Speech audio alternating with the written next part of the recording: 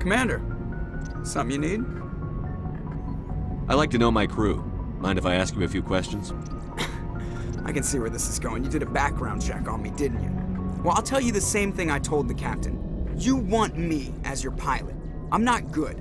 I'm not even great. I am the best damn helmsman in the Alliance fleet. Top of my class in flight school, I earned that. All those commendations in my file, I earned every single one. Those weren't given to me as charity for my disease. What are you talking about? Are you sick? You mean you didn't know? Oh, crap. Okay, I've got Vrolik syndrome, brittle bone disease. The bones in my legs never develop properly. They're basically hollow, too much force and they'll shatter. Even with crutches and my leg braces, it's hard to get around. One wrong step and crack! It's very dramatic, but I've learned to manage my condition, Commander. Put the Normandy in my hands and I'll make her dance for you.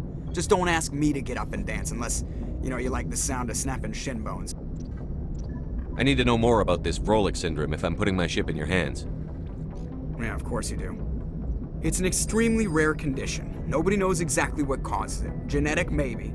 It's treatable, but there's no cure. They classify my case as moderate to severe. I was born with over a dozen fractures, hip, thighs, ankles. My bones were already breaking in the womb. 100 years ago, I wouldn't have survived past my first year. Lucky for me, modern medical science has turned me into a productive member of society. You're not gonna break a bone trying to fly the ship, are you? I don't fly with my feet, Commander, so I'm fine as long as I'm in this chair. I gotta be real careful when I get up to take a piss, though. I can do my job as well as anyone on the ship. Better, actually. So don't worry about it. I'm not trying to make you uncomfortable. Let's talk about something else. Whatever you want, Commander. Why does everyone call you Joker? It's a lot shorter than saying Alliance Flight Lieutenant Jeff Moreau. Plus, I love to make little children laugh. I was just thinking how much you remind me of Santa Claus. Look, I didn't pick the name. One of the instructors in flight school used to bug me about never smiling. She started calling me Joker, and it stuck. Why didn't you ever smile? Hey, I worked my ass off in flight school, Commander. The world's not gonna hand you anything if you go around grinning like an idiot. By the end of the year, I was the best pilot in the academy, even better than the instructors, and everybody knew it. They'd all got their asses kicked by the sickly kid with the creaky little legs. One guess who was smiling at graduation? I have to go. All right, see ya.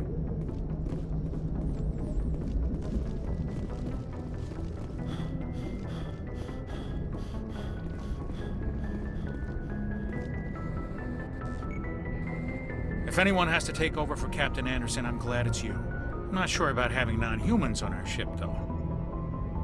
I'm in charge here, Presley. I decide if we have non-humans on this vessel. Yes, sir. Understood, sir. Speak freely, Presley. I want to know if you have a problem with non-humans. It's not that, Commander. Humanity has always handled its own problems. Saren attacked one of our colonies. We should be the ones to stop him. We don't need their help. This is bigger than humanity. Saren's a threat to every species in the galaxy, and I'll welcome anyone who wants to help me bring him down. I guess so. Maybe I'm just stuck in the old ways of thinking. But don't worry, Commander. This won't be a problem. Carry on, Presley. Yes, sir.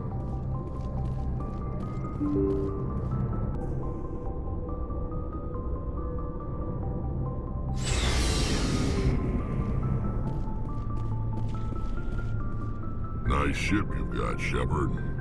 What can I do for you? What's your story, Rex? There's no story. Go ask the Quarian if you want stories. You Krogan lived for centuries. Don't tell me you haven't had a few interesting adventures. Well, there was this one time the Turians almost wiped out our entire race. That was fun. I heard about that. You know, they almost did the same to us. It's not the same. It seems pretty much the same to me. So your people were infected with a genetic mutation? An infection that makes only a few in 1,000 children survive birth? And I suppose it's destroying your entire species? I suppose it isn't all the same. I don't expect you to understand, but don't compare humanity's fate with the Krogan. I was just making conversation. I wasn't trying to upset you. Your ignorance doesn't upset me, Shepard. As for the Krogan, I gave up on them long ago. The genophage infected us, but it's not what's killing us. What can you tell me about the genophage? Ask the Solarians if you want details. They made it. All I know, it makes breeding nearly impossible. Thousands die in stillbirth, and most never get that far. Every Krogan is infected, every one. And no one's rushing to find a cure. Why don't the Krogan try to find a cure? When was the last time you saw a Krogan scientist? You ask a Krogan, would he rather find a cure for the genophage or fight for credits? He'll choose fighting every time. It's just who we are, Shepard. I can't change that. Nobody can. Are your people really dying? We're sure not getting any stronger. We're too spread out. None of us are interested in staying in our own system. Lots of species have left their homes and prospered. But they go to colonize new worlds. We're not settlers. We're warriors. We want to fight.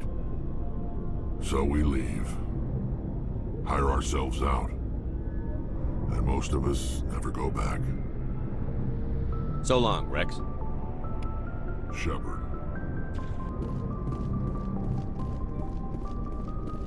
Thanks for bringing me on board, Commander.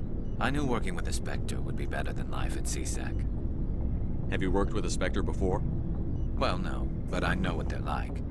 Spectres make their own rules. You're free to handle things your way. At CSEC, you're buried by rules. The damn bureaucrats are always on your back. Being a Spectre does have its advantages. Exactly my point. If I'm trying to take down a suspect, it shouldn't matter how I do it, as long as I do it. But CSEC wants it done their way. Protocol and procedure come first. That's why I left. So you just quit because you didn't like the way they do things? There's more to it than that. It didn't start out bad, but as I rose in ranks, I got saddled with more and more red tape. CSEC's handling of Saren was typical. I just couldn't take it anymore. I hate leaving. I hope you made the right choice. I'd hate for you to regret it later. Well, that's sort of why I teamed up with you. It's a chance for me to get off the Citadel, see how things are done outside CSEC. Either way, I plan to make the most of this. And without CSEC headquarters looking over my shoulder, well, maybe I can get the job done my way for a change. If getting the job done means endangering innocent people, then no. We get the job done right, not fast. Got it? I wasn't trying to. I understand, Commander.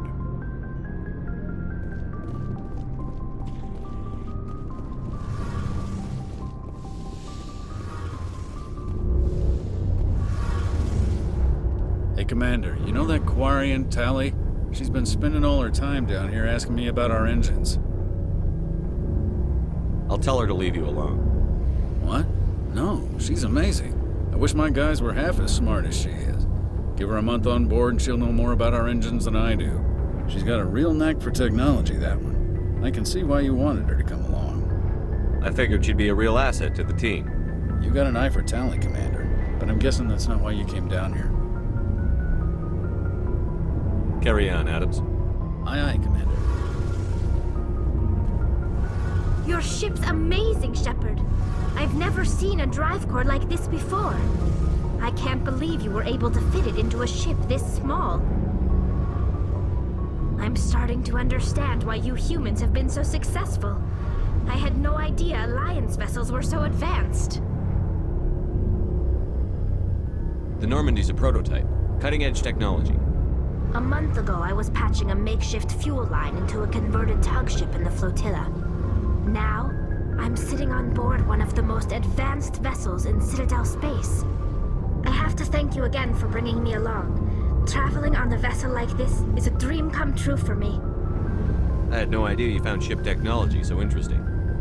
It comes with being a Quarian. The migrant fleet is the key to the survival of my people.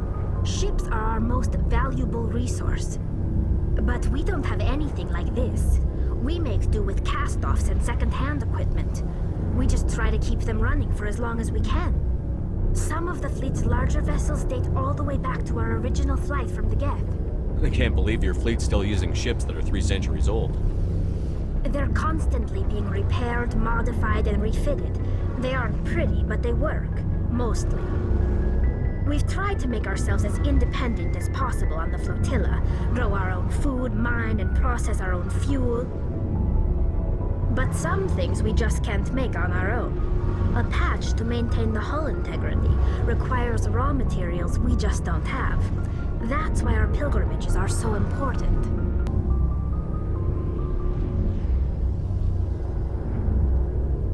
I want to know more about the Geth. I doubt I can tell you anything you don't already know. It's been almost 3 centuries since they drove my people into exile.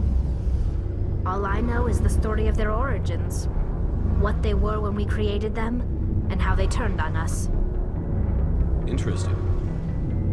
The Geth were originally created to serve as an automated manual labor force. Initially, their intelligence was as limited as any VI.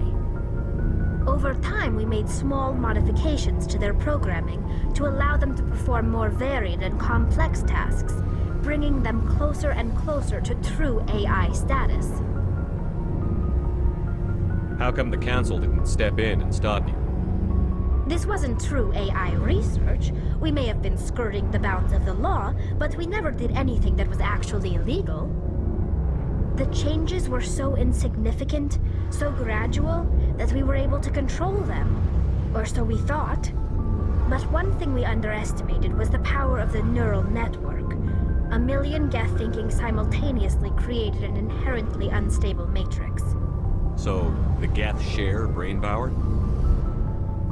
Many of the Geth's logic systems were designed to work in concert with other nearby Geth. Basically, the more of them you have in a group, the smarter they are. So there's some sort of group consciousness? No, nothing like that. They cannot share sensory data or information. Their programming cannot handle that much simultaneous input. Each Geth maintains an individual awareness and identity. The neural network only operates on a process-based level. It's basically the synthetic equivalent of a subconscious. But when they're in close proximity, they can coordinate low-level functional processes, freeing up more capacity for original or independent thought. That doesn't make any sense. I'm probably oversimplifying. The Geth are incredibly advanced and complex creations. All you need to know is that they get smarter when they gather in large numbers. As we built more and more Geth, their effective intelligence became more sophisticated, more abstract. One day, a Geth began to ask its Quarian overseer questions about the nature of its existence. Am I alive? Why am I here? What is my purpose? As you can imagine, this caused a near panic among my people. I don't see what's so bad about those questions. The Geth were created to engage in mundane, repetitive, or dangerous manual labor. That's fine for machines, but it won't satisfy a sentient being for long. The Geth were showing signs of rudimentary self-awareness and independent thought. If the Geth were intelligent, then we were essentially using them as slaves. It was inevitable the newly sentient Geth would rebel against their situation. We knew they would rise up against us, so we acted first. A general order went out across all Quarian-controlled systems to permanently deactivate all Geth. The Geth responded to this order violently. You didn't really think they'd just let you destroy them without a fight, did you? The hope was that most of the Geth would still be little more than machines, incapable of organized resistance. But they had progressed much further than anyone anticipated. The war was long and bloody. Millions upon millions of Quarians died at their hands. In the end, we were forced to flee our own homeworld. We feared the Geth would pursue us, but they never came beyond the Veil. Now we drift through space, exile, searching for a way to reclaim what was once ours.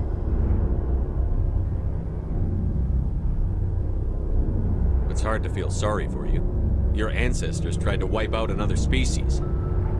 We made a mistake when we created the Geth in the first place, but we did not make a mistake when we went to war against them. If we had not acted, they would have wiped us out. They're a synthetic life form. They have no use for organics. None. Why do you think they cut themselves off from the rest of the galaxy? Why do you think they've killed every organic being who's ever tried to contact them? They didn't kill Saren. What does that tell you? The Geth are not innocent victims in all this. They're the enemy. They want to destroy us. Not just the Quarians. All organic life. That's why they've joined up with Saren. And that's why we have to stop him.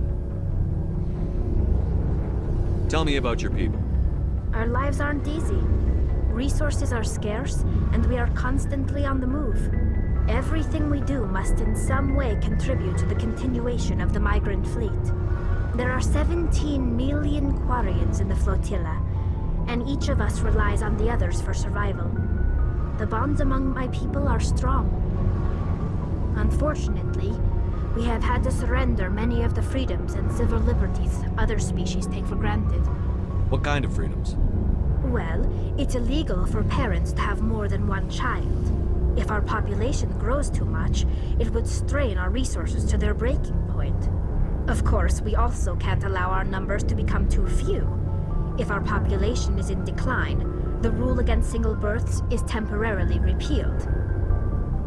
In extreme cases of population decline, incentives are even offered to encourage multiple births, though the Conclave hasn't had to take such measures in nearly a century. That's your government. The Conclave is our civilian branch of government. Each ship can elect a representative to serve on the Conclave and make decisions that affect the fleet as a whole.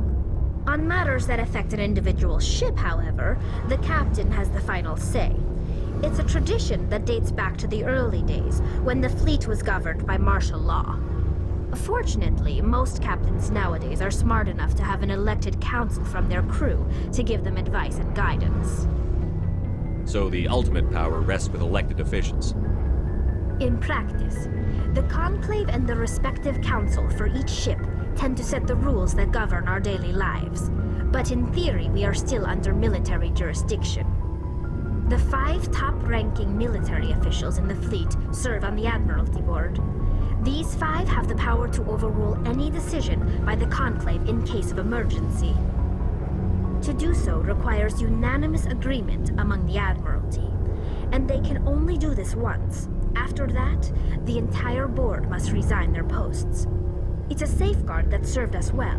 In nearly 3 centuries, the Admiralty Board has only overruled the Conclave 4 times. I should go. See you later.